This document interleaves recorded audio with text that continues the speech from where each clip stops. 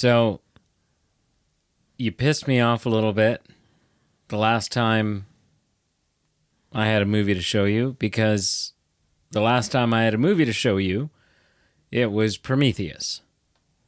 And you had seen Prometheus. But I showed it to you anyways because we were, 4 films at that point into a series. I wasn't about to just walk away from it. Have you seen Alien Covenant? I have not.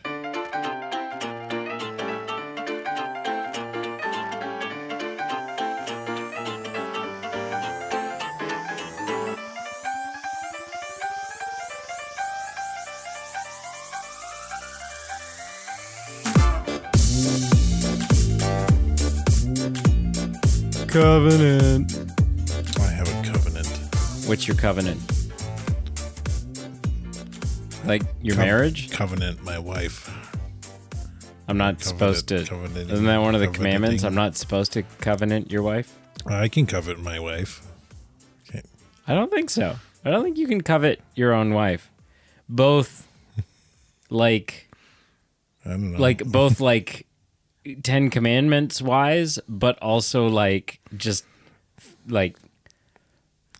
logic. I think you create a paradox. To covet something is to want it, to desire it. Is it? Yeah. Is it? I'm pretty sure.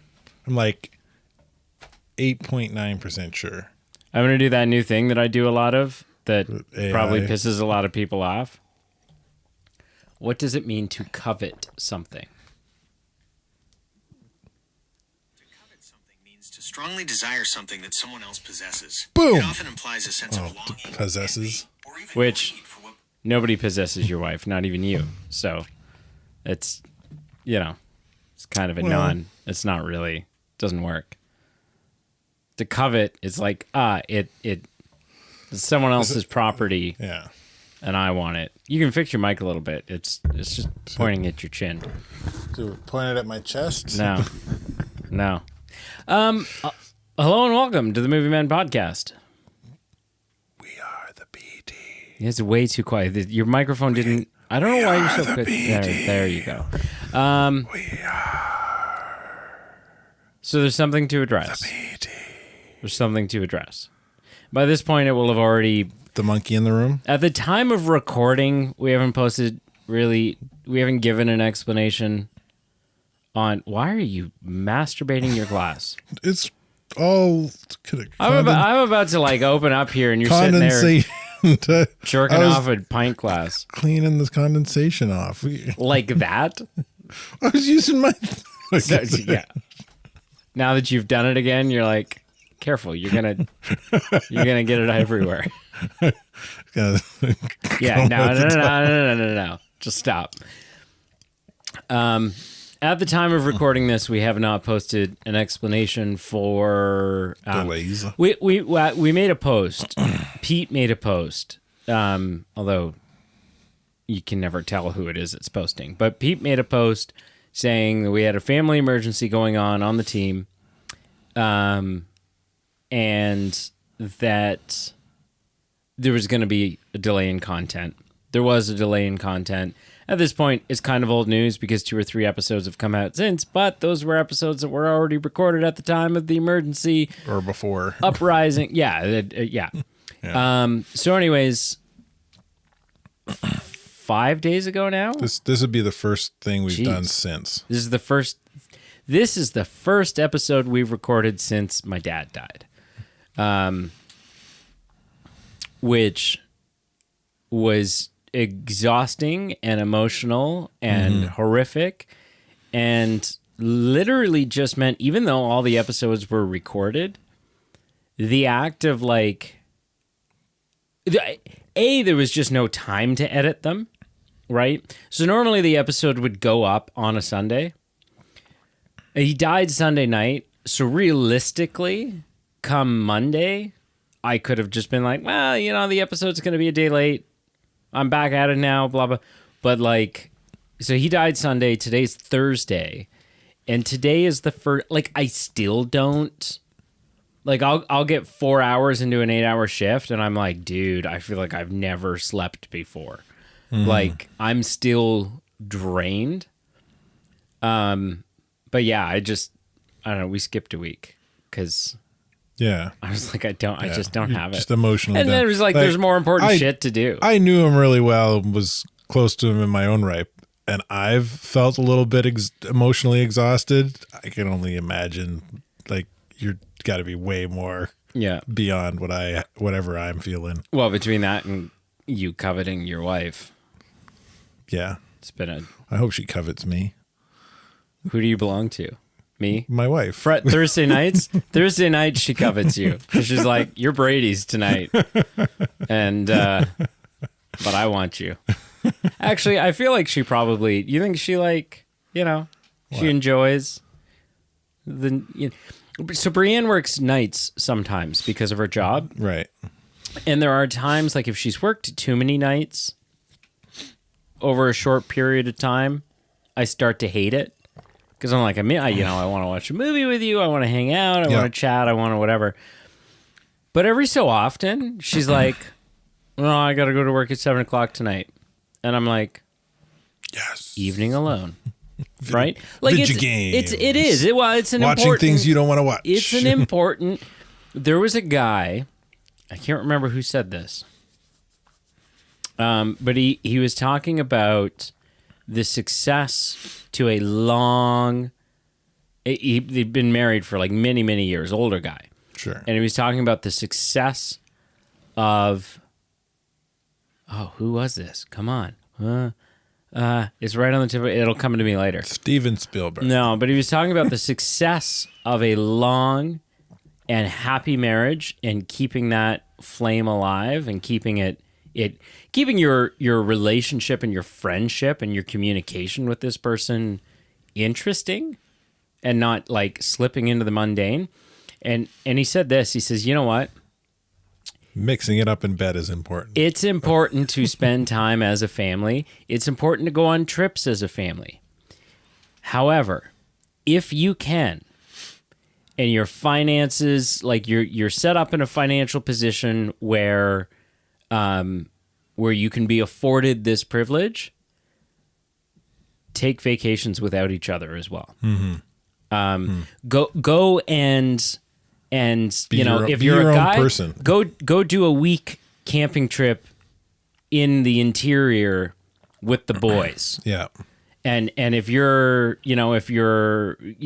encourage your wife to go to Cuba for a week with her girlfriends or whatever it is, right?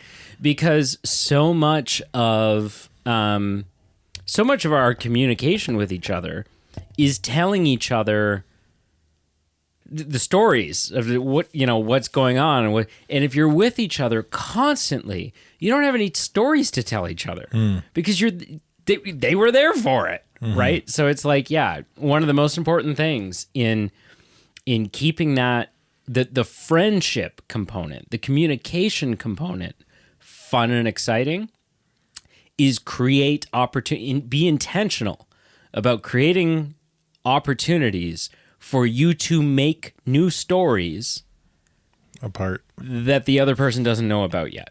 Right. That you get to then fill them in on.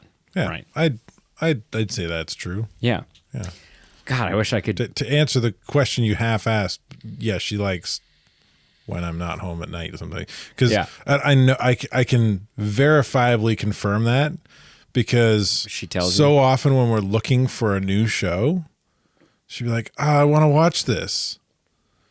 But I got to watch it with you because you're going to want to watch it. Why can't I just watch shows on my own? So that's what she does when you're out of the house. Yeah. She finds shows that she wants to watch that she knows I'm not super keen on, and she'll watch them on her own. Yeah. Cool. Yeah. Paw Patrol. Yeah. Yeah. So Alien Covenant and not only the return of our Alien series, the return of our xenomorph biology. Is it really a return? You never really left it. Well, I mean, we've jumped back and I guess returning Me. from after Stand By Me, returning from a brief intermission. Yeah. Yeah. So So initial impressions, right? Sorry, we just. You want to know my head's in the clouds. Forgotten how to do this podcast. Initial impressions. Write it down on the wall here. So my initial impressions. Let me just pull up all the things I need to pull up here. My initial impression. This is an interesting entry in the franchise because I think several things are true. I think this is the most gruesome alien film we've gotten in the franchise. I don't necessarily know for sure about scary, but I think an argument could be made that this is the one where they kneeled into the horror a little bit more at slasher times. Side of horror, sure, yeah.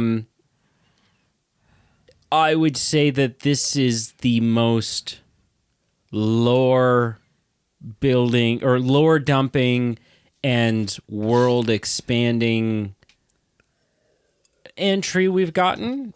Like this is the biggest addition to canon in this film that we've gotten out of any of the others. It's the first one that features nudity. You're welcome. I got you. Got you covered. There's some boobs in it. So all of those things, I think it's good. I might even say it's a great movie. Yeah, it's a great movie. There are maybe some flaws, some stuff for us to unpack. But all in all, like I would, my initial impression would be that it stands out from the others in that it took several things to the extreme or did some things much more than previous entries have done. And the second part of my initial impression would be that I'm positive leaning on it. What do you what's up? What's up? What's up? What's up? This was a fun film in the franchise. Definitely not the worst. I don't know if it's the best. Yeah, kind of leaning on what you said. It's got some issues. I think there were a few moments that didn't line up or felt weird to me. There's a lot of just suspend disbelief moments. Yeah, and there was one or two at least one timeline issue that was that didn't track either. Oh, interesting. For me. Okay. So interesting. Yeah. Anyway. Okay. Yeah. That would be mine. So we know we're going down this with a big biology lesson. Again, yeah. So let's start with the biology. Negative. Well, no, we'll end with that. End with biology again. Let's start with the negative. Okay. What's a negative for you? What's something that didn't work? All right, let's do the timeline thing. Okay. The one for sure. I feel like there was another one, but I'm not remembering it. So it's maybe. But the big one would be the second alien xenomorph. The second? The one that chest burst, that we don't see the chest burst of because it's on the space, on Covenant spaceship. Where they just find the body. They find the body, and it's they're on the station. We don't see the guy get face hugged. No. So that guy was looking for the captain with another dude. The other dude went down into the basement, found the eggs, found the captain dead with a big hole in his chest. Right. And then was almost got face hugged. Face hugger goes up to the main lab area and chases it up, and the two of them, he gets face hugged briefly, I guess. Right. And but like very briefly. Right. So I'm like, for me, it was like, is that enough time? Like, just the tip is enough for a face hugger to impregnate you?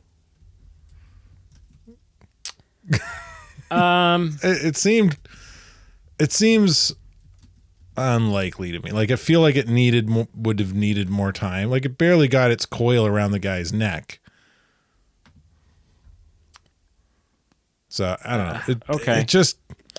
It seemed too convenient, like too convenient of a thing. Anyway, that's okay. I mean, I can't. That for me, that's minor. It's I guess it's minor. In my mind, I was for some reason until I just kind of walked back through the storyline, I figured he never got face hugged for some reason. Right. Which he does barely. He does have it fully on his face and it gets cut off, but it's like seconds. It's not on. It's there very for quick. Long. So but because it was so quick, when we find out he had a xenomorph in him, I was like, did we even see him get face hugged? Right. Because it was such a brief thing. Yeah. Anyway. But he did. So I guess, yeah. Them face huggers. They're potent. They got that potent seed. It's just it doesn't take them long to get off. Wow. This whole episode between you with the glass. It's the context of aliens. Uh-huh. Yeah.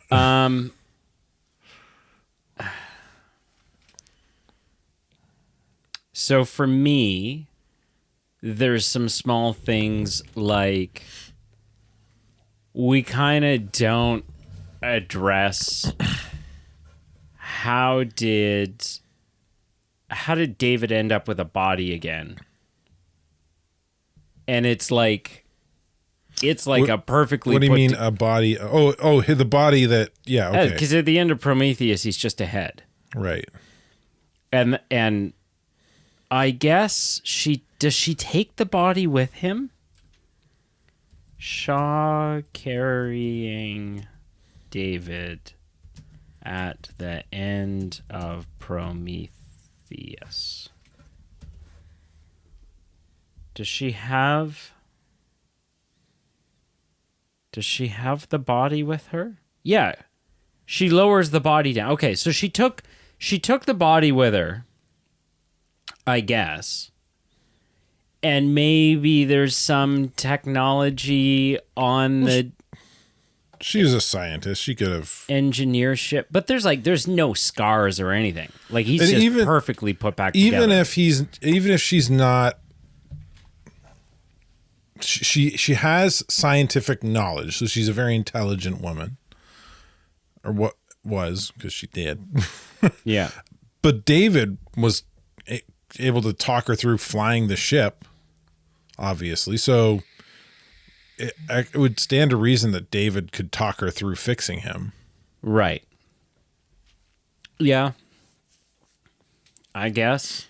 But just perfectly? Like, yeah. It just seemed like... Well, I guess... there wasn't even a scar around his neck where if she gets him to a point, maybe he can... stitch back together. I don't know.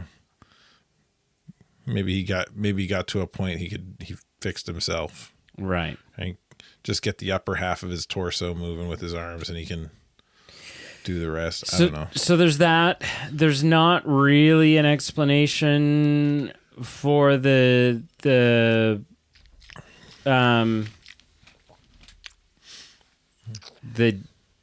like air stuff, the particles that people are breathing in. The mini eggs with the mini they're essentially like, it's like an aerosolized black goo. Well, they're not they're because he looks at one under a microscope. Yeah. And it looks like a microscopic mosquito almost. Which we never looked at the black goo under a microscope. Right. No, this So this wasn't the black goo. I No. think this was like a byproduct of him releasing the black the goo black stuff on the planet. interacted with the fauna Yeah. or the no, like the vegetation. Yeah. Yeah. That was kind of my assumption. Yeah. Okay. Because there's a lot of like, I spent a lot of this film going, I have to pay careful attention here and try to stitch the pieces together. Yeah. Kind of we're kind of on track with the how things came to be on that specific planet. We see solidified, statuified engineers that I suppose, from what we've seen from the flashback image, David caused that to happen by releasing, again, kind of an aerosoled version of the goo, because it didn't drop down like sludge and spread. No. It spread like snow, like a storm, a flurry. So where did that come? Where did he get that? He must have figured out how to, like, because the ship is a weapon, right? It's a combat ship designed to release this. Yeah, it's stuff basically a bomber. Yeah, it released this goo as a weapon on a planet. But my thing was the last time we saw the goo do something to something, and even, well, I guess the little pod plants were different, but the goo essentially not morphs, but like mutates whatever it touches. They didn't mutate; they just turned to impregnate. Stone. Oh, those guys, yeah. But we know that they can be mutated and because we saw that at the end of, So what the hell was going on there? What did he bomb them with? Yeah. Right? Yeah, there's a lot of that. And maybe I'm just not getting it, or maybe there's nothing there to get because it doesn't make sense. They just don't want it to. I guess. Yeah. Danny McBride's weird. The weird addition in this film. Yeah. So is James Franco. Because James Franco, you never actually really... Like, I don't know... Can we confirm that he was ever on set? He was on a set. Right? Like, that video is definitely him, right? She's watching a video. He was on a set to shoot that video. But and then I there was don't some know audio that I don't know that it's ever him in that cryopod. Yeah, I don't know. I don't know that we see his face. It's just flaming and then a torched corpse. I think we do for a bit, but it's hard to make out it. Like, I didn't recognize him because all you see is like a small portion of the face because they're wearing like a ski mask, right? Yeah. That just seems weird, doesn't it? Like, why James Franco? Like, that's got to just be like someone, like buddies of someone. Yeah, like, why not Bruce Campbell? Why anybody recognizable? Like, it's such a stupid throwaway character. Yeah. You put him in the title card. I don't know. And really also like that completely inconsequential. Completely inconsequential to the film. Because even the small thing that could have set up, which is the trauma of his girlfriend, wife, fiance, whatever she was. But she's also one of the first ones to die after that. So she's not actually in the film long enough. No, she's not. Isn't she? No, she's the captain at the end. Oh, you're right. You're right. Okay, you're right. The other two, the first two women that die are Danny McBride's character's wife, right, and the first mate, then the captain after on the ground. I was struggling to follow along with that. I was struggling along to follow with because it The seemed like relationships. half the people in this film were in a relationship with other people in this film. Like it was this big Yeah. like husband and wife work team. Yeah, everybody was married to somebody or in a relationship with somebody. Yeah, and I which and I didn't was, seem and I couldn't overly track. necessary No. most of the time. No, Like you don't. the Danny McBride thing, yes, because that's a potent moment, and you get a good. It forces him to get a little dangerous with Yeah. the covenant ship. Yeah.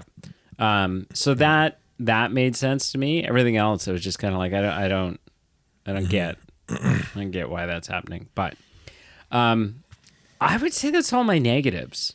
Like I don't have a ton of negative stuff to say about it. Yeah, I did have something else while we were talking there, and I should have a notebook. Yeah, you should. We should both have little notebooks. We should have movie men notebooks. Yeah. Alas, we do not. There was something else. What was it? We were talking about Alien. I don't know. Anyway, it'll come to me. Move on. All right. We can circle back if I remember. It's great. Yeah. So positives, good things. Again, there's a lot of lore dumping. There's a lot of like world building stuff, which I think is good because otherwise it's potentially just, okay, we've got this premise, we've got these characters, let's do it again, right? So I like that there's like we really are. These last two films took what was a basic premise, right? Scary alien, off in space, alien versus humans, which is essentially the plot of the first four films in a super simplified manner. Prometheus and Alien Covenant are really like, okay, let's flesh this out and add some like mythology and some. If the first several movies were C, D, E, and F and G, What? what's ABC? Right. Okay. Yeah. I didn't know where you were going with that, but I get it. Yeah. But like really like, let's not just make these random aliens from space, right? Let's give them a backstory. Let's give them a reason for being there and a how and an explanation. So I like that. I also like the gruesomeness. Just because it is a perfect organism, as is said in this film. Perfect organism. A hunter, a predator, a killer. And I feel like I'm surprised there wasn't more of... I'm not surprised there isn't a ton of this in the first four films because... it's not until like the third film that there's any CGI and then it's used sparingly and it's pretty janky. So you're kind of limited in how much you can kind of do and make it seem believable and real gruesome. I'm a little surprised we didn't get as much gruesome in Prometheus. But this time around, it was like Ridley Scott was like, hey, that's who directs this one, right? Because he did Prometheus. I don't know. I remembered what my other thing was. But I just like that, he this time around, it was like, we've got a scary concept here. Yeah. We could be leaning much further into, directed by Ridley Scott. We could be leaning much heavier into this horror element.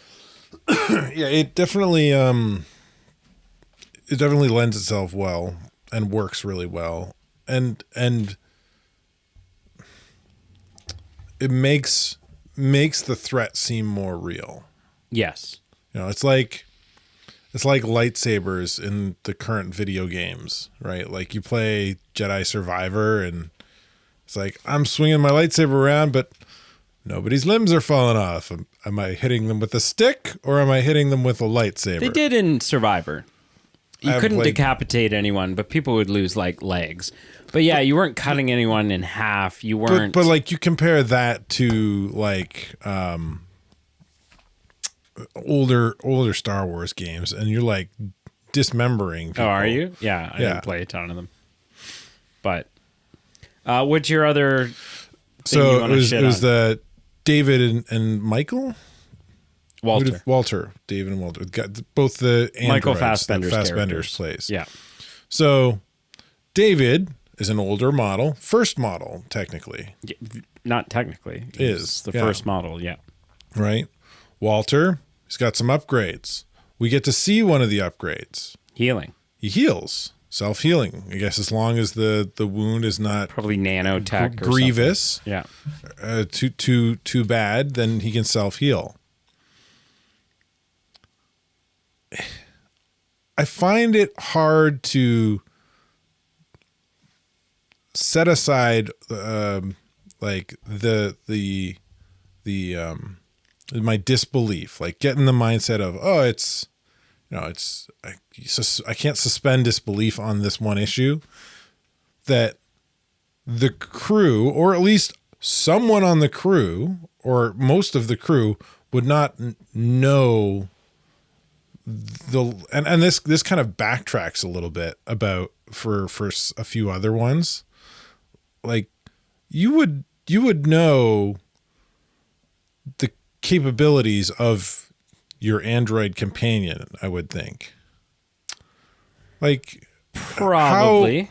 Like I see where you're going. Why would his ability to self-heal be top secret from the captain and first mate and head, you know, like the top 2 or 3 people? Yeah. No. I mean, because it's really important, because if I'm the captain or the first mate and the android gets a big gash in his chest, do I immediately, like, it's good for me to know that he can self-heal, because then I'm not immediately calling the medic or the engineer, whoever fixes the android, to waste time healing him, fixing him, because he self-heals, right? Like, agreed. So when he gets little scratches on his face and they don't start healing, I'm immediately going, well, that's obviously David. Right. They've obviously explain a little better for the listener what's. So, assuming you've watched the show, you know what I'm talking about.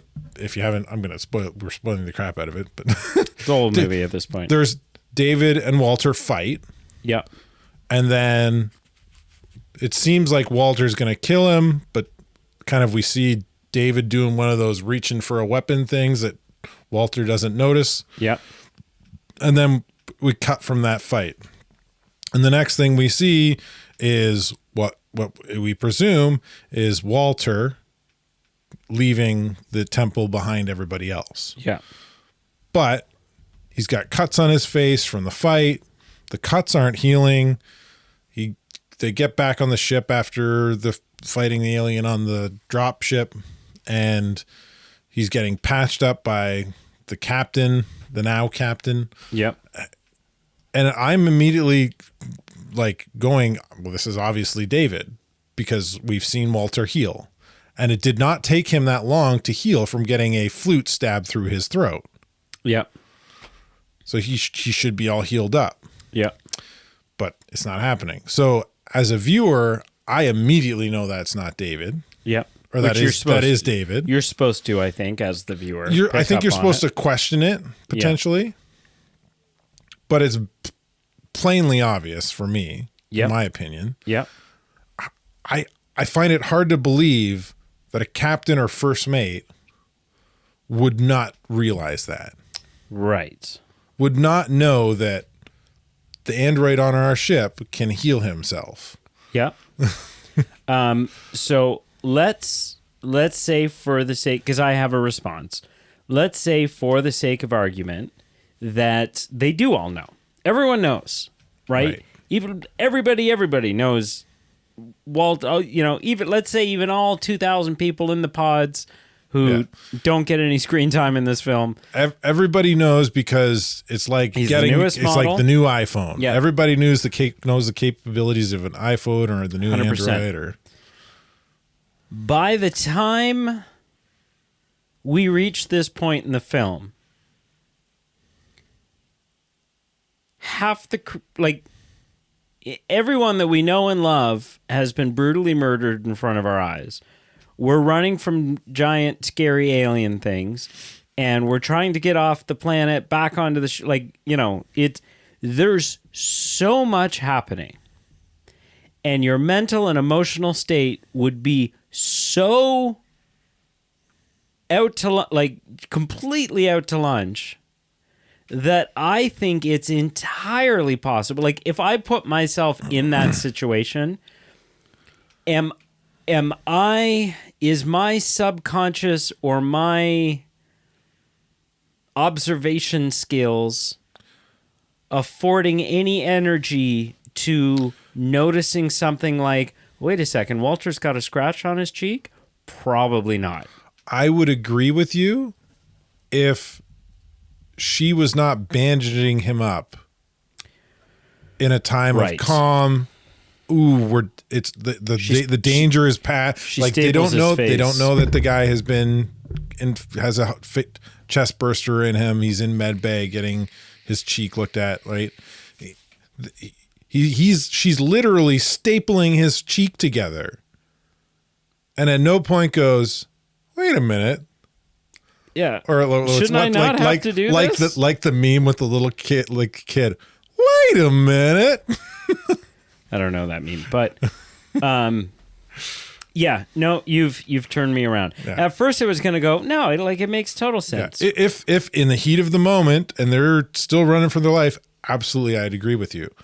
But to them, or her at least, the danger has passed. She's coming down from that. She's literally stapling his face together. Yeah, I mean, I don't know that. I don't Listen, I agree with you. I agree with you about the whole her healing him, putting his face back together thing. I agree with that 100%. I think it's a bit of a stretch to say that for her the danger had passed and she was coming down off of it. I think she's traumatized for weeks. Like, I think she's got PTSD and 100 other things, right? Like, again, I promise I'm not going to continue to use this as an example or keep dragging this back up. But, like,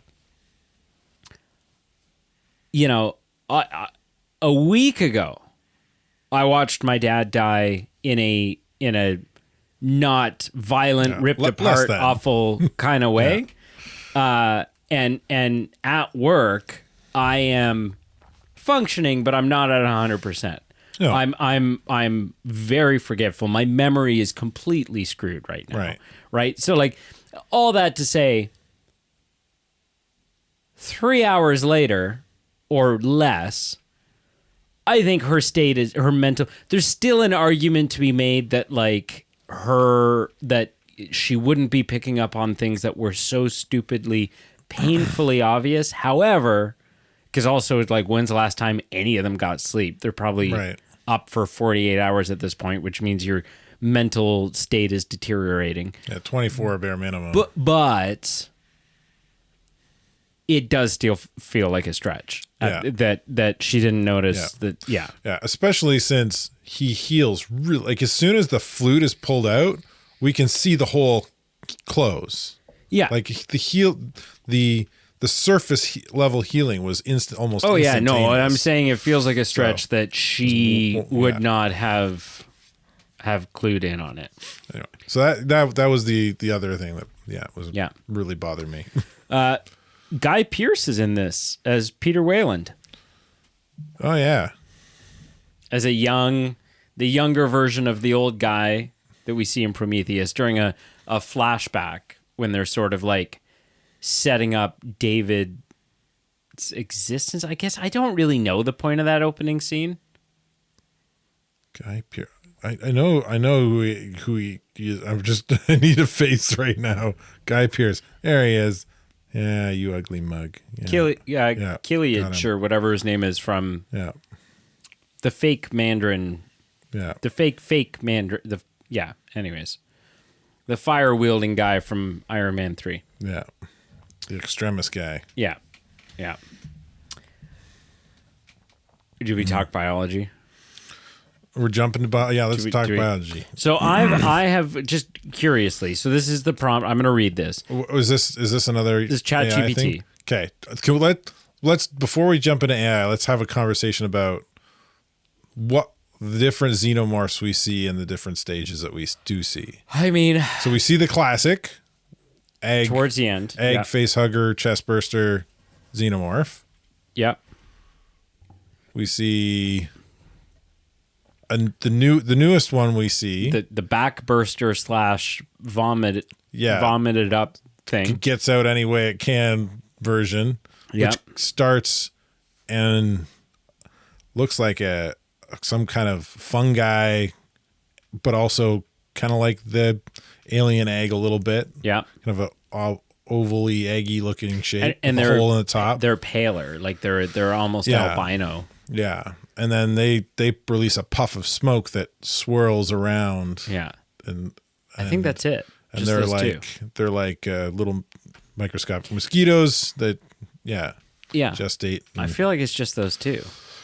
I feel like those are the only ones we see. Yeah. Like we see various stages of that, the new one, the like precursor, yes. or whatever it is. Yeah. After chest bursting, the xenomorph itself starts small and then grows rapidly. And this did as well. Yeah. Like very Yeah, rapidly. We see two of them. And Not only did it grow rapidly, but it much like the xenomorph, the proper xenomorph, grew in the body quickly. Like from the amount of time that like the particles went in the guy's ear to the Yeah. time this thing's coming out of his back It was like an hour as or an two organism tops. is not very long. yeah. Yeah. And looks vastly different from the traditional Yeah. stages. Almost a featureless face until it opens its mouth. Yeah, it And kind you of can see a mouth. It kind of reminded me of the alien from, was it a 2? Yeah, or no, 3. The cow dog. Yeah. Xenomorph. 3, 4, It reminded me of that one. 3. Right, because it was kind of white and it kind of Yeah. had just like chompy teeth instead of a 3, 4. I don't know. a second mandible tongue Yeah. thing. Yeah. Yeah. I think this will be fun to read. I'm not confused about any of the biology in this. I mean, my confusion comes from like, we're just sort of going, okay, there's like an aerosol thing now. Yeah. And like, okay, there's just Yeah. this now. But it's not as like, It seems we like didn't an walk away aerosol with until we see the Yeah. under a microscope. But we didn't Yeah. walk away with the same big questions this time and Yeah. confusion that we did, which I feel like is a merit for the film. It's a lot cleaner. The only thing that lends confusion is something that we already talked about, which is, and there's a little bit of not understanding, but I feel like Prometheus kind of said that the weapon these ships carries is the goo, and even David kind of talks about that a little bit. This is the weapon, the goo, right? Yeah. So if that is the weapon that he used on the engineers when he arrived to wipe out and statuify all these engineers, how come it statuified them and didn't mutate them? Right. Yeah. No, That's the only thing that doesn't track for me. Okay. So I have asked ChatGPT, what xenomorph biology and world lore did Alien Covenant add? Okay. So xenomorph biology developments. Number 1, we have the neomorphs, That must be the micro. a precursor species. The neomorphs are new creatures that emerge from spores released by mutated black goo infected fungi right. on planet 4. Unlike xenomorphs, They do not require a facehugger stage. The spores enter through inhalation or skin contact, gestate inside the host, and burst out. They're pale, fast-growing, and highly aggressive. The evolutionary branch showing the black goo's mutagenic flexibility. Yeah, an evolutionary branch showing the black goose. There was a moment before they back and vomit bursted. Yeah. where I was like, ooh, is this going to be, because the last time we saw like the ooze interacts directly with a human, they just kind of turn into weird. Like, is the black goo gonna touch these fungi? Weird and create zombies. The first No, eggs? they turn into weird zombies in Prometheus. Yeah. When he started like sprouting spine, it looked like he was sprouting spines and stuff. I was like, oh, another weird mutant zombie human. Yeah. That, you know, like, and when she like, because she got her finger pricked, her arm and stuff like that. I was like, oh, can it like pass the contagion along? Right. And I was kind of hoping it would go that way, but they kind of went with the traditional, which I'm okay with. Yep. But I think there was like a really fun opportunity to do something different with the mutagen, but it was probably safer for the story and the people wrapping their heads around how the mutations work to stick with what they did. We have black goo as a bioweapon.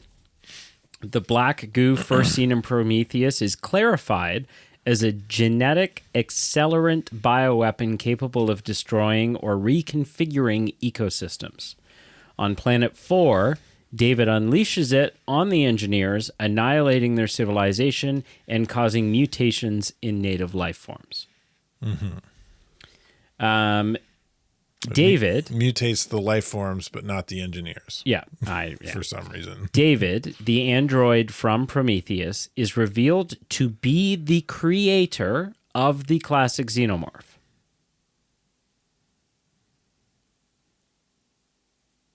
You seem... That's his whole thing. That's what David's doing there, right? Right. He's like... I'm just trying to think around. about Prometheus, because do we not get a class?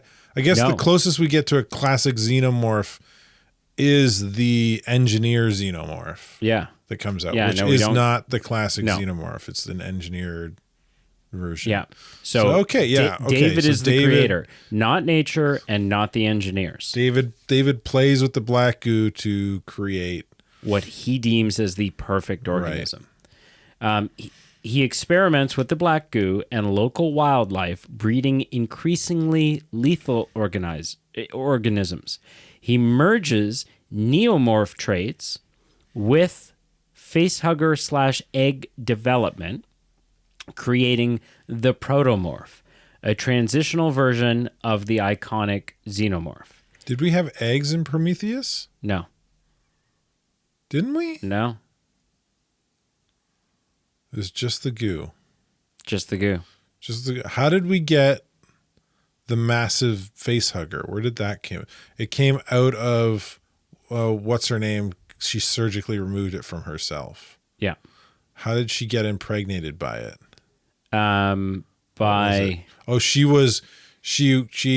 She had relations with who was infected by David. Yeah.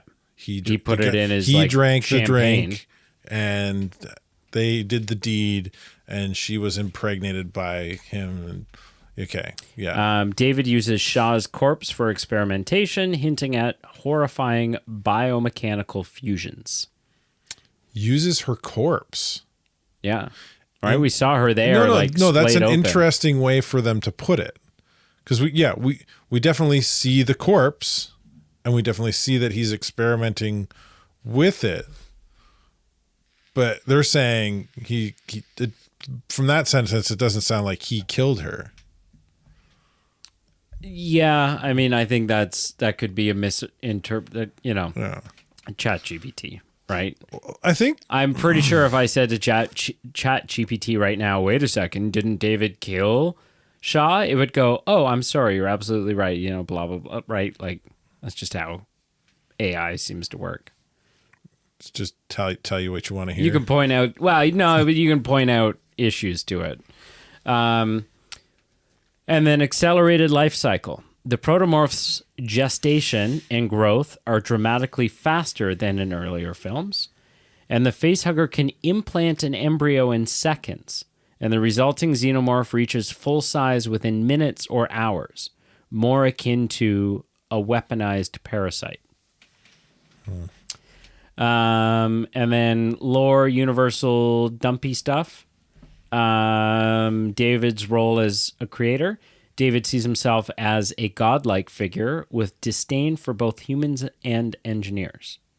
Yeah, I don't know if I fully understood David's motives in this one. His motives are weird. I understand his motives in the first one, right? That he's doing this for his dad, the head of the company. But then even we talked about that, right? That he either had like a glitch, because then it was like, well, what was his motivation for impregnating? Yeah. Which I think we are now discovering he has a disdain for, like, he's just self-aware. Yeah. I think that first scene in this film where he's like an infant mind trying to understand the world was to show us that. Because there was that conversation about creator and creation, and what was the question he asked? He asked, what's his name, who created you, right? Which I think is or like, why do you want to meet him? And then his response was like, I don't like, so he showed disdain for his creator. Yeah. I think it was kind of what the answer was to give us. And then David asked him, is like, well, you created me, right? What's that mean? What does that mean for me? David kills the engineers on Planet 4 and experiments on their remains, positioning himself as the origin of the xenomorph threat. His character explores themes of creation, rebellion, and the dangers of synthetic life pursuing godhood. We see the engineers in greater numbers as a thriving civilization, more humanoid than the original space jockey aesthetic. Like the space, the ones we've seen previously were in those suits. No, like they were likely genetically engineered to be soldiers. Yeah. So they're bigger, muscular. Yeah. Whereas these were like human sized. Yeah. Yeah. Their destruction by David adds a sinister edge to the Black Goo's origins. It's a weapon they developed but couldn't control. I think that's kind of it. Yeah. Yeah. In a nutshell, the biology tracking in this is a lot easier. A lot easier to wrap your head around. There's a lot less questions.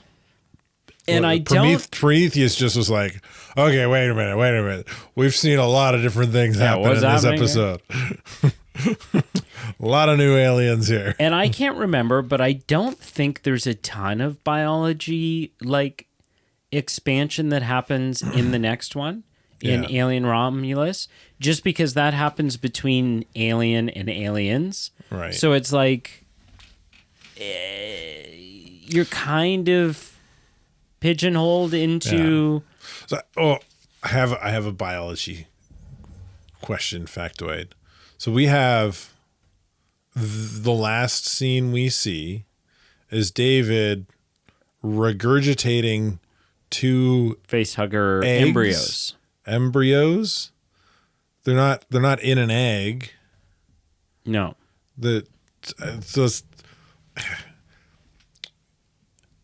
So what is that? It's not hard for us to. He's been there for, what was it? 30? No. 11 years. 11 years. 11 years of messing with biology.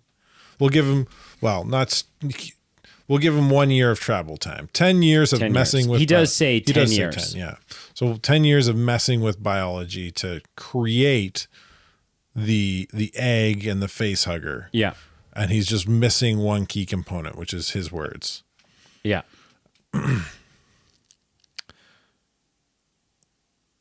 So it's not hard to believe he could, like, is this like an earlier version of the egg? Or is this the thing that starts in the egg? Right. And grows gestates in the egg. Yeah. To the point that it's ready to come out. And, Which is what it kind of seems like, because it's really small. Yeah. Right. Well, it's a little embryo. Yeah. Yeah. Yeah, I don't know. So but I also don't find that to be. It's not game breaking for me. I just kind of want to talk the biology of it. I think it's kind of fun, and saying all that, like, it's not a stretch to believe that he would know how to safely create that and cause it to grow to the point where he could make it suck on somebody's face. Yeah. Oh, for sure. Like he's been. I mean, not only has he had 10 years to do it, but he's also a super advanced robot. Yeah. Brain. Right. Like. Yeah. If anyone can do it, this guy will do it. He knows it. He knows the biology inside and out. Yeah. You ready to score this thing? Yeah. I need to bring up the list though, because you want to see what you scored the previous ones. Yeah. I like scoring I like kind of scoring in a vacuum, but this vacuum contains other movies in the franchise. Other aliens. Yeah. Other alien films. So I'll go first. As is tradition. But I can't go first until you ask. You have to say the words. Why would you rate this film that you picked? I'm going to give it a 7.5. Ooh, 7.5, eh? I think it's not quite as good as Prometheus. I don't think it's quite as good as Alien. I think there's a lot of things that it does better than both of those. Like I said, some of the leaning into the gruesomeness, I think is sort of the franchise sort of refining itself and tapping into something that's ripe for the picking for it. And just the cleaner, like we've come out of it not really confused, which is great. I'm just not as entertained by it as Prometheus. Like, to me, Prometheus was more exciting because it was just a whole new world of possibility. Yeah, they explored a lot of wild stuff in that too. And it feels like we do a little bit less of that here. It feels like they try to. It feels like they're trying to little bit bridge the gap between the feeling of Alien and the feeling of Prometheus. Well, not even just bridging the feeling; they're bridging the biology. Yeah, right. They're Prometheus. We were here, but we never. The closest we got was there wasn't a white alien. Yeah, that from a human, wasn't there? There's so many in that film. There was a white alien. Well, maybe that was the one out of the Engineer. Anyway, yeah, it was the one out of the Engineer. Had the really sharp, pointy. Right. Head. Yeah. So I give it a 7.5. 7.5. What is your opinion of the film? So,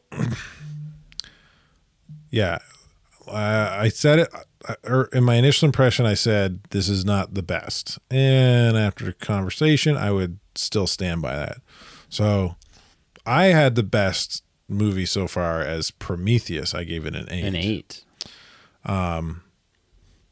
Barring some of the issues that I took from had with the film with the David and Walter thing, and the face hugger barely latching on.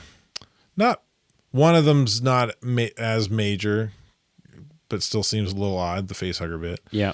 The David thing posing as Walter seems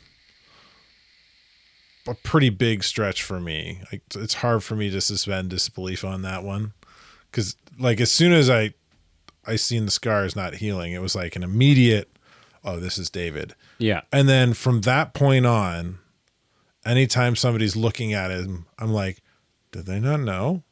Right. How do they not know? This is ridiculous. She pieces it together right at the end, but it's too late.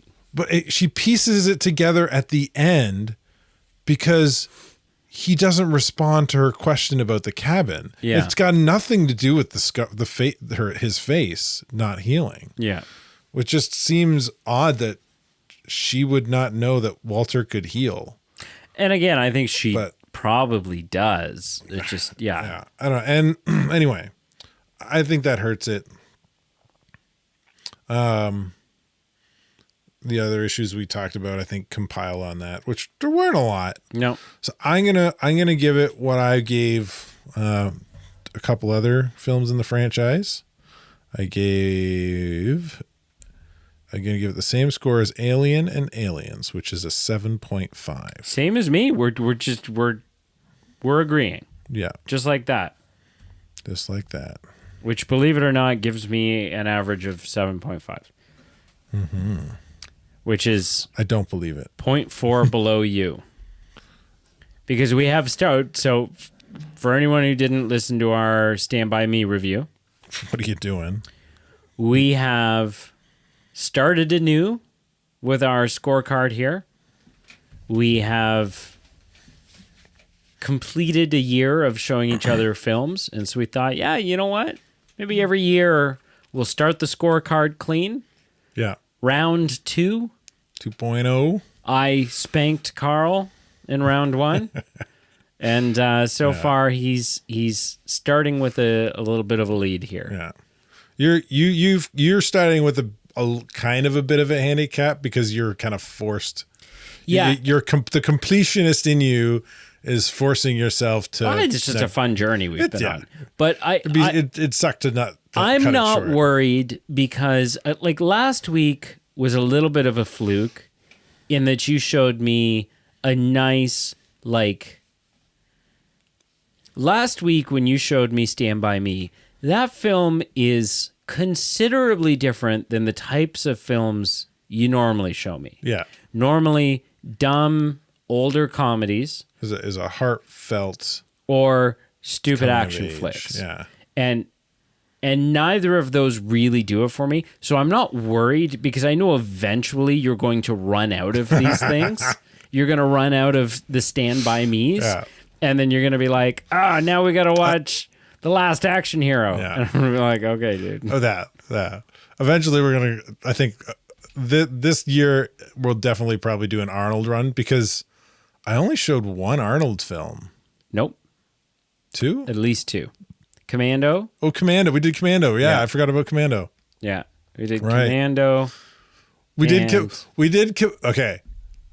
We did Commando though because I wanted to watch something, but your internet was down, and you happened to have Commando. I happened to have Commando on the shelf and had never seen it. Yeah, so it worked out. It wasn't what I wanted to show you, but circumstances forced my hand. Yeah, but we will. I think I'm definitely going to do an Arnold run at this point because there are some really good, fun Arnold movies that I'm surprised you haven't seen, like Last Action Hero, but I have a few other ones that do I tip my hat? I'll tip my hat.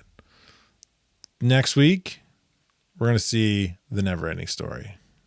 Oh, yeah, see. I'm surprised you've never seen and this is what I like for at least for the first little while. I want to pick movies where I'm genuinely surprised you haven't seen this film, kind of to lean into the Never-Ending Story the point of this show is one of those films that obviously I'm aware of. Yeah.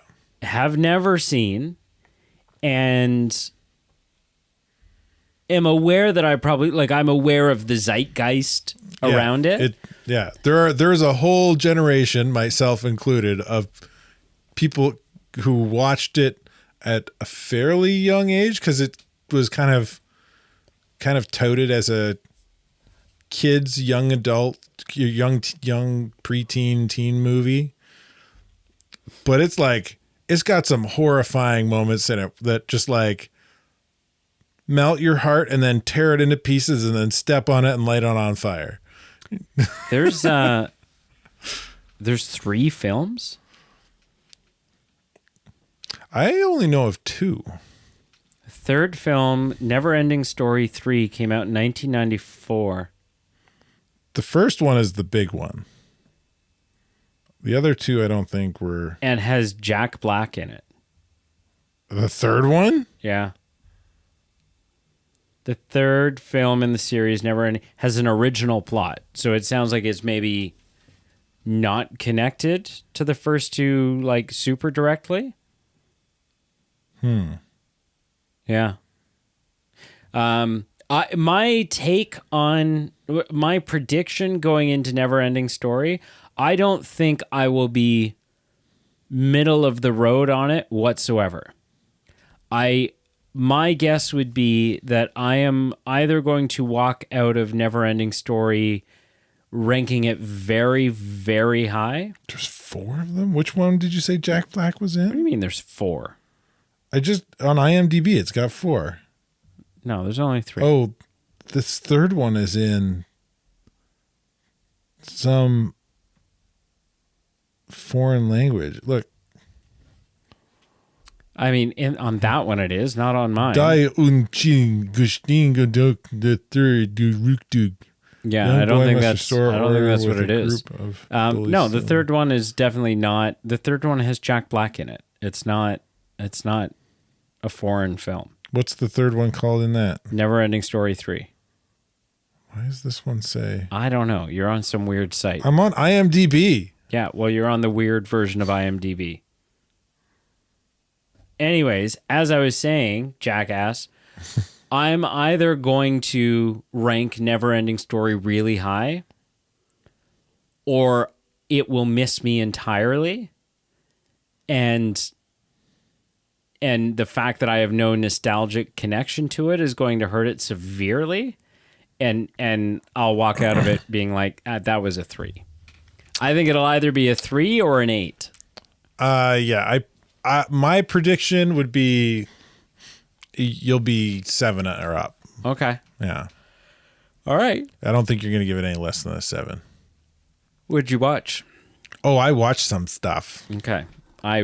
Full disclosure, I watched very little. Yeah. I've been busy. You've been busy. But I do have something. So. Yeah. So last weekend was a busy weekend, but it wasn't super busy for me. My daughter had a big dance recital. Yeah. The dance year came to an end, and they do a big recital at the end of the year. So I had the boys Saturday night. Okay. And Friday night, and I watched because Friday night had the dance recital, and my wife was away like at a girls' night with some friends. Right. And then Saturday she was helping. Saturday night she was helping out with the dance recital, and so anyway, so Friday watched Sonic the Hedgehog with the boys Again, eh? I still haven't seen it. They hadn't seen it. I haven't Yeah. seen it. Well, Yeah. Okay. Well, Just, it's got Jim Carrey. I'm surprised. I know. That's a shocker. That's a fun film. I'm gonna have to add that to the list. I've heard it's really I'm good. gonna add it to the list right now. Just so I don't forget later. I've heard it's really good. I'm skeptical as hell because I can't not see it as like, the Garfield movie or the live action Chipmunks movie or the live action Smurf movie or the do you know what I mean? Like it is in that category, but apparently it's far Paddington? superior than any of them. Yeah, and Paddington 2 is definitely an exception to that. Yeah. Have you seen the first Paddington? Yeah. It's First not Paddington's bad. good, It's not bad. but It's Paddington not as 2 good as is 2. like Yeah, ridiculous. 2's gold. So Sonic, Saturday night we watched. I wanted to watch Sonic 2, but for some reason Netflix only has Sonic 1. It doesn't have Sonic 2 on it. I was like, Right, well, this is man. Rights and distribution. This is stupid. Yeah. So we ended up watching Lyle Crocodile. Oh, Just kind of the same idea. I've seen it. It's the same idea. You got like an animated it's dumb. animal that can sing but not talk, which bothered me the whole movie because How does that? Like, if you can to sing, you have to be able to say words. Yeah. Just in a tone. Yeah. You can talk, damn it. Just stop using melody. You know how to say words. You can talk. It's a dumb movie. Outside of that, it was a fun family flick. The boys really enjoyed it. On my own, I finished Cobra Kai. Boom, done. Do you know why? I'll tell you right now. You know why Sonic 2 is not on Netflix? Rights? Because Sonic 1 came out in 2020. At which point, by the time it was ready for home video, Netflix would have been like, yeah, man, this is a hot film. We'll Sure. jump on it. We'll do that totally.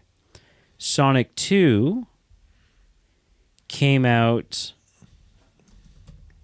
What, like in Sonic? 2022, 2 years later. Yeah. But what happened in 2021, the year in between, is Paramount Plus launched. In which case, Paramount said, no, screw you. That's our movie. Yeah, you can keep the rights to one. Well, no, they have a contract. Yeah. So they have to wait for that deal to expire, at which point, you bet your bottom dollar Paramount will take it back. I feel like Paramount plays nice with them, though. Because didn't Paramount do the Halo show? Or was I that don't know. Amazon? I don't know. Paramount or Amazon did the Halo show, and it's on Netflix right now. The one studio that plays nice with the streaming services, unlike any other studio, is Sony.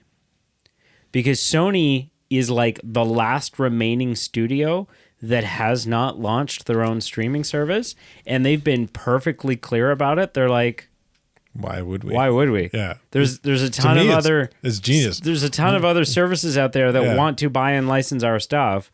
Okay. Why would we spend money to create and maintain Yeah. like millions of dollars to create and maintain something Yeah. when we can just accept your money? We've made the thing. Give us your money. Speaking of millions of dollars, and this is a very short digression here. I know that you're not a big fan of this video game franchise, but you have to admit it's pretty much the biggest video game franchise of all time, or one of the biggest franchises of all time. Have you heard what the budget is for GTA 6? No. That's got to be absurd, though. So GTA 5 came out in 2013 and had a $250 million budget, which is big for a game. Mm-hmm. GTA 6, which is coming out 13 years later in May of next year, 2026, has a $2 billion budget. But I guarantee Rockstar is like, they're not sweating at all because they're like, we'll make that back in the first week. Like, yeah, they're not worried about that at all. Anyways, so you watch Lyle Lyle Crocodile. It's okay. It was okay. fun for the boys. Yeah. I didn't mind It's it. very much a kid's movie. Yeah. It was heartwarming. But yeah, I watched Cobra Kai though. That Right. was which wrapped up pretty nice bow. Like there's Is the show done now? Like that's the show's done. Like it kind of resolved all its conflicts. The real kind of antagonists of the show, everyone falls in love or does whatever they need to do. Out of the picture. Yeah, everybody's fallen in love and happy. And this last season, it was good. Yeah. But there were a bunch of moments that felt like, okay, it feels like we're rehashing old storylines. Right. It feels like this character's already Our wheels are just this spinning character's now. already gone through this story progression. Why are we doing this again? Yeah. But it kind of felt a little bit like kind of your just typical teen drama show or movie a couple times. Yeah. But man, like the last 2 or 3 episodes when they're like really kind of wrapping up the like hitting those climactic marks and kind of wrapping them all up. Man, it was like is tugging at the heartstrings quite a bit because Yeah. you like I think it's 4 or 5 seasons, so you spent some time with these characters, and you do end up caring for them, even though it's not like top tier. It's still good. Yeah. Man, it was fun. I enjoyed Cobra Kai. Cool. Having finished it, because last time we talked, I was watching it but hadn't finished it, and we talked about the new movie coming out. It does kind of lend itself open to potentially Right. being a direct tie-in Okay. to the show. So, yeah. So I finished that, and I started watching a new show on my own, Andor. Season 2. I'm 5 episodes in. Don't spoil anything. I'll kill you. It's good. It's good. Yeah. I've heard like the last 2 enjoying episodes it. or something. I think it's like the last 2 episodes. There's someone I know who has said it is the best thing that has happened in the Star Wars Disney era. Is the last 2 episodes of season 2. Yeah, it's good. The first episode, like right off the bat, it starts out. You're on the edge of your seat, enjoying it. I got to rewatch the first season before jumping in, I think. Yeah. So now at this point, because Brianna and I have been working through Star Wars shows, I don't know if I'll just wait and... Well, it's all done now.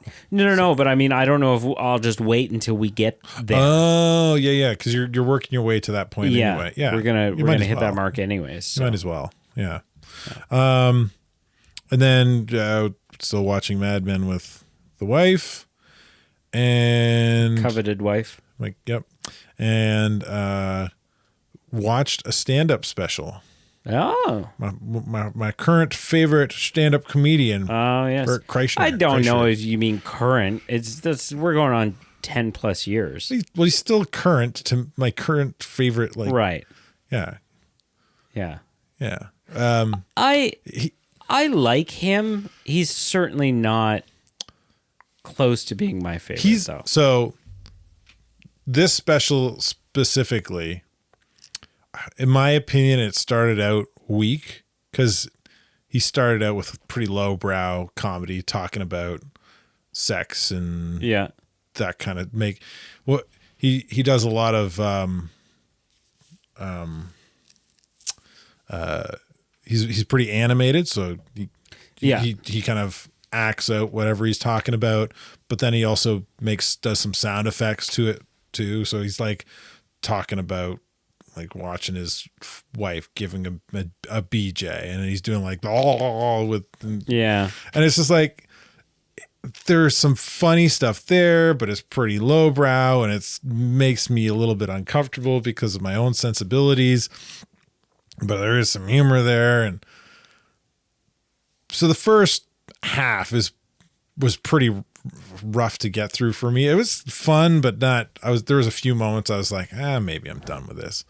Maybe I'm done with him, because the stuff that I find he does that's hilarious is the stuff where he's talking, the more wholesome stuff he does, which is more self-deprecating humor, talking about himself being an idiot, and stuff where he's talking about his family and his daughters and and the adventures that they go on. And the last half of the stand-up bit is him doing that, and it's hilarious. It was so funny. Oh my goodness. It was like, yes, this is classic Bert. I love this. I'm going to say something that's going to be unpopular among the Bert Kreischer fans. You're going to upset me? Yeah, it's going to be unpopular.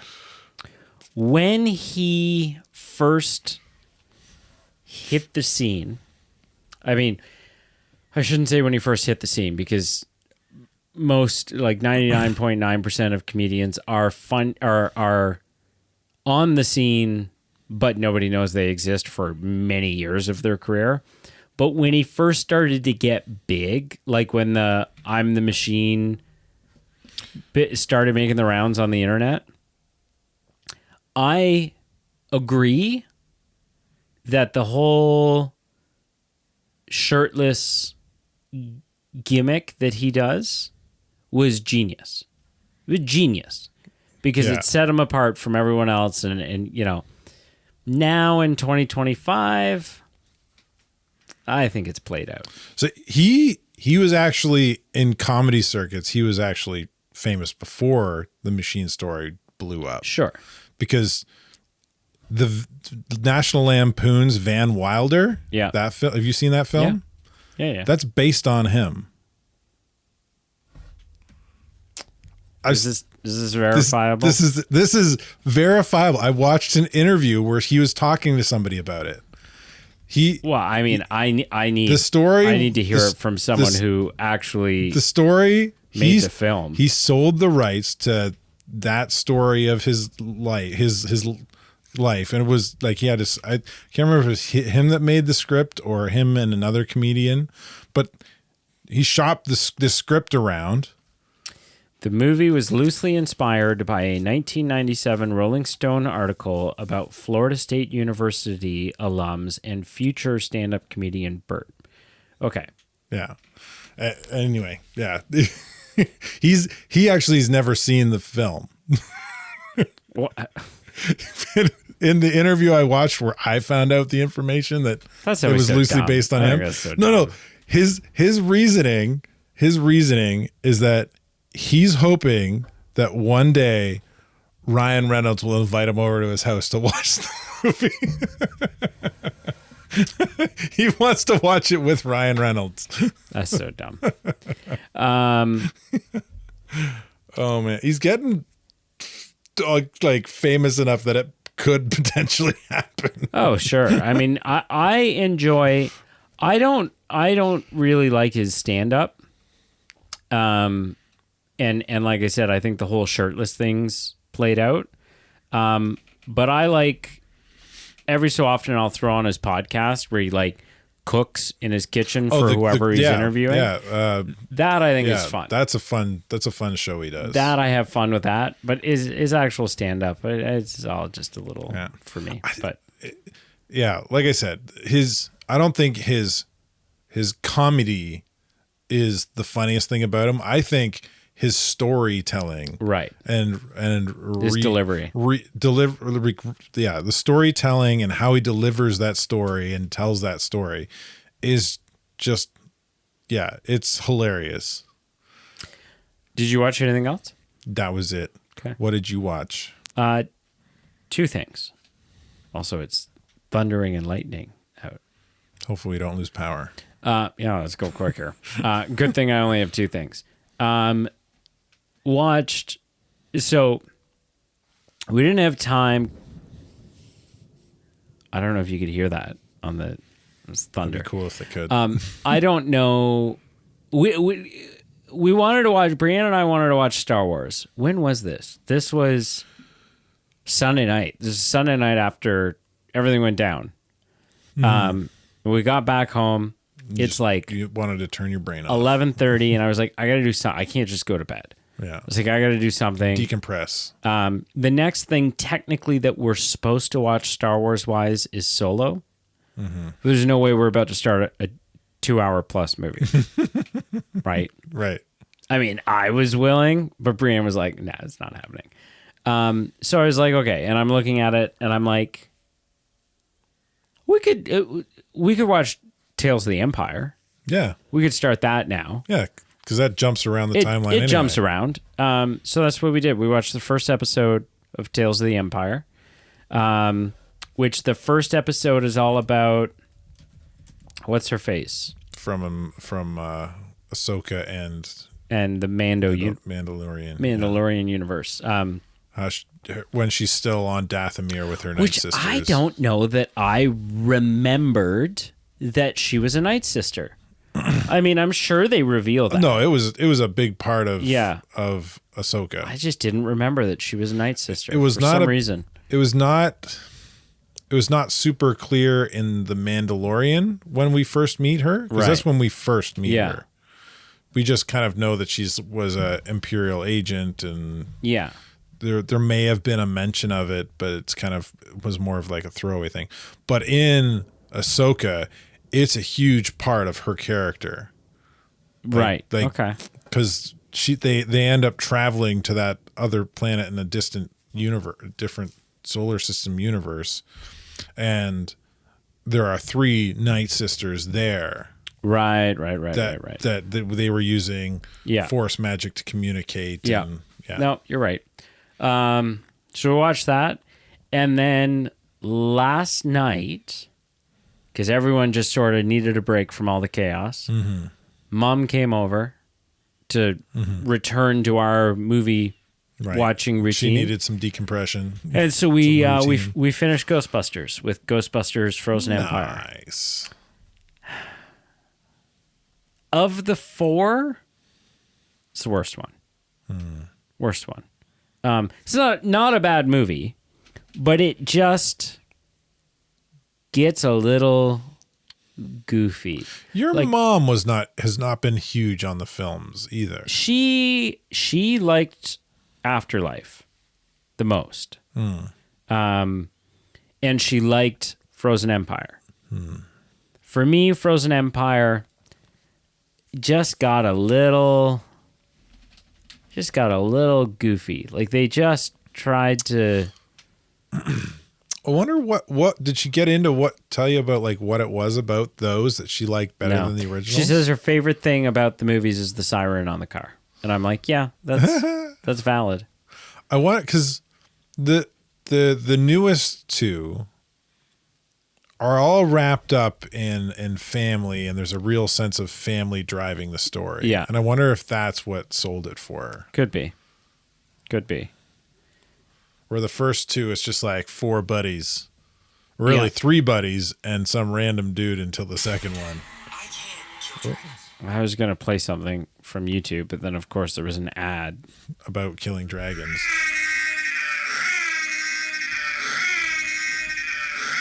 Like it's so good. Yeah. So good. Okay, thank you so much for listening. Make sure you check out our Facebook, Instagram, and Twitter, all listed bound below. We have merch. Stickers And a shirt. We have a new shirt that says people who talk during movies don't get invited to movies. Is the Squeeze one a shirt too? Yeah, it's a shirt. It's a shirt, a sticker, and a hoodie. Yeah. Like a zippy hoodie. You could be dressed to the nines and the juice has been squeezed. You can get, I'm pretty sure we still have sweatpants. You could have Movie Men sweatpants, a Movie Men shirt, with a Movie Men hoodie, a Movie Men hat. You could be drinking out of a Movie Men bucket hat. There is one. Yeah. Yeah. Yeah. You could have a Movie Men bucket hat while drinking out of a Movie Men water bottle while vandalizing the Public local property. places with the Movie Man stickers. Yeah, get all gangster. All we need is like a big thick gold chain that says with big thick gold letters that say Movie Men. And you'd be like, rap gangster. Yeah, that'll be the one item on the store worth $13,000. Yeah, but diamond encrusted. Yeah, yeah. Which our cost will be $6,000, but you got to mark that shit up. Yeah, we got to make something on that. And we have a Patreon page where, for a low fee of less than a cup of coffee at Starbucks a month, you can support the show and get some fun perks in return. Again, there was a pause in the content. Mm-hmm. This is what happens when you have a podcast of 3 people and one guy does all the goddamn work. Stuff happens in that guy's life, and the show comes to a halt. Screeching halt. Yeah. Everything hangs on one hook. Send your Carl hate mail to the Movie Man Podcast at gmail.com. Or just become a Patreon, and then you can join the Discord, and then you can shit talk Carl and be like, "Hey, Carl, Pete, pull up your tights. Can you help a guy out? Like what are you doing? It's just a free ride. It's just a free ride. You show up. He's paying for Brady pays for your cell phone. You show up. You raid the fridge. You raid the fridge. I bring snacks. And then you just sit around and play. I've nagged you about getting a job. You're going nowhere. I just want to watch movies with my friend. I know you smoke weed because I found it in your sock drawer. which is not near as disgusting as the socks that are under the bed. You should probably just throw those out.